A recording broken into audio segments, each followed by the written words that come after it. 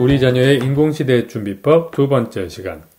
골대가 움직이는 상황을 알고 계셔야 합니다. 교육의 목표도 변해야 되고요. 골대가 움직인다고요? 무슨 말일까? 지금은 기술이 핵심적인 키워드가 됐습니다. 기술에 대해서 우린 이런 상상을 하죠. 로봇이 나중에 지루한 일들을 대신해주면 사람들은 창의적인 일을 할 거야. 그런데 제가 기업체를 만나서 컨설팅을 하고 있거든요. 사실은 좀 다릅니다. 현대자동차 울산 공장에 가면 자동차 한 대를 조립할 때 1,500번의 용접을 합니다. 그런데 이 용접 작업에 사람이 투입되지 않습니다. 모두 기계가 하지요. 왜 그렇게 하나요? 기계가 더 잘하나요? 라고 여쭤보면 이런 답이 돌아옵니다. 잘하시는 분도 많죠. 그런데 기계는 일단 품질이 일정하고요. 그리고 무엇보다 싸요. 기계값은 비싸지만 수준 높은 용접공을 유지하고 육성하는 데 드는 돈보다는 싸게 먹힌다는 겁니다. 사람들은 어떤 일을 하고 있을까요? 조금은 단순해 보이는 작업들을 하는 경우도 많습니다. 저건 왜 로봇으로 하지 않지요? 라고 물어보면 그 답은 이렇습니다. 인건비가 싸거든요. 이 두 가지 사례를 결합하면 이런 결론에 도달하죠. 로봇보다 인건비가 싸야 고용이 된다. 야, 이건 좀 마음 무겁죠? 그런데 희망이 있습니다. 이걸 뒤집어 보면 이런 말이거든요.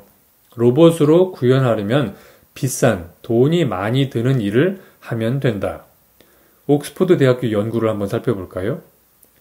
10년 내에 사라질 확률 99%의 직업들은 단순 작업들입니다. 텔레마케터, 데이터 수집, 보호 판매, 구매 담당 등이요.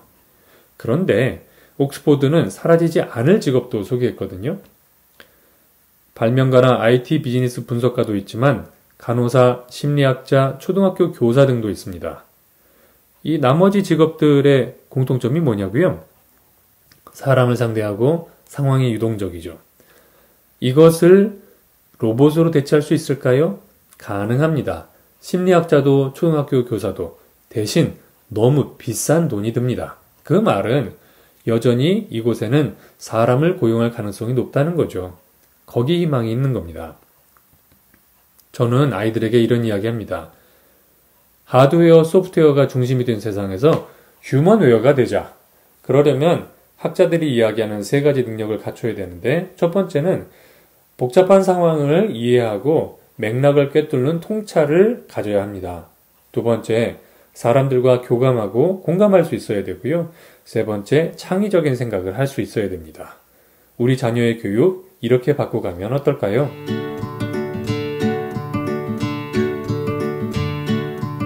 우리 자녀 교육의 방향을 잡기 위해 스위트 스팟을 알아보도록 하겠습니다. 야구에서 스윙을 잘 하면요, 가볍게 맞춰도 공이 멀리 나갈 수 있어요.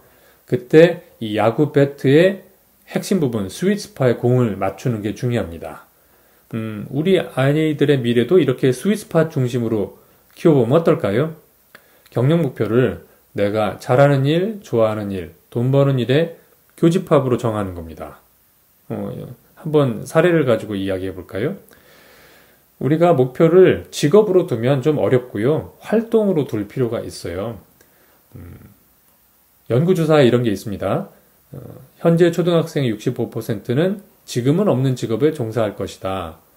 그렇기 때문에 우리 자녀의 미래를 직업에 두면 좋지 않다. 왜냐하면 그 직업이 없어질 가능성이 많기 때문이다.